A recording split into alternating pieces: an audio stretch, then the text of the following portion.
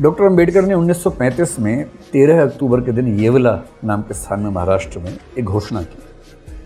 आपको पता है कि उस समय कालाराम मंदिर में एक आंदोलन चल रहा था, मंदिर प्रवेश आंदोलन चल रहा था। वो सफल हो नहीं पाया, करीब 5-6 साल आंदोलन चला। उस आंदोलन की विफलता से वो काफ़ी क्षुब्ध थे। उसी बीच में गोलमेज सम्मेलन भी हो रहे थे। 1935 में उनको लग गया कि पूरी कोशिश करने के बाद भी मुझे अपने धर्म में मानवीय सम्मान नहीं मिल पा रहा है। तो उन्होंने एक दिन घोषणा कर दी कि मेरा जन्म हिंदू के रूप में हुआ, जो मेरे बस में नहीं था, और मैं हिंदू के रूप में मरूंगा नहीं, क्योंकि ये मेरे बस में है।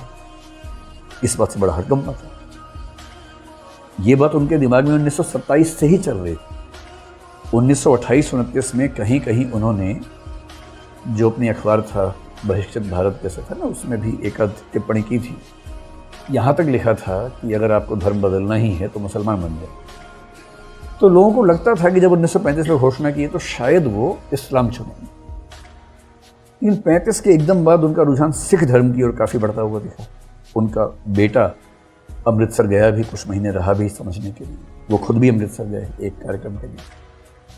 तो लोगों के मन में था कि या तो वो इस्लाम को चुनेंगे, या ईसाइयत को, शायद ईसाइयत पर कम संभावना थी, या सिख धर्म को चुनेंगे, क्योंकि उनकी जो अप्रोच थी उसके हिसाब से इन तीन का विकल्प ज़्यादा मजबूत था। लेकिन सरप्राइजिंग बात यह है कि 13 अक्टूबर 1935 की घोषणा के 21 साल 1 दिन बाद 14 अक्टूबर 1956 को अपनी मृत्यु से केवल 1.5 महीना पहले उन्होंने धर्म बदला।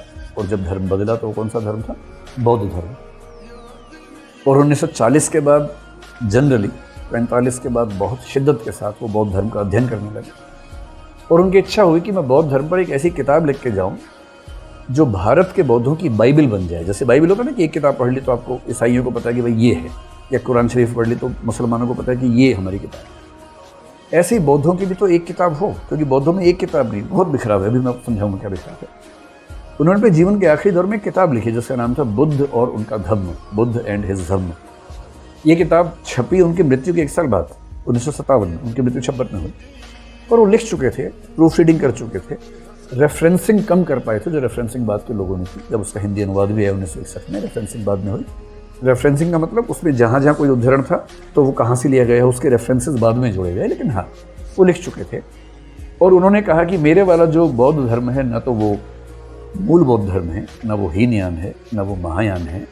मैं इसको नया नाम दूंगा नवयान। ये नवयान।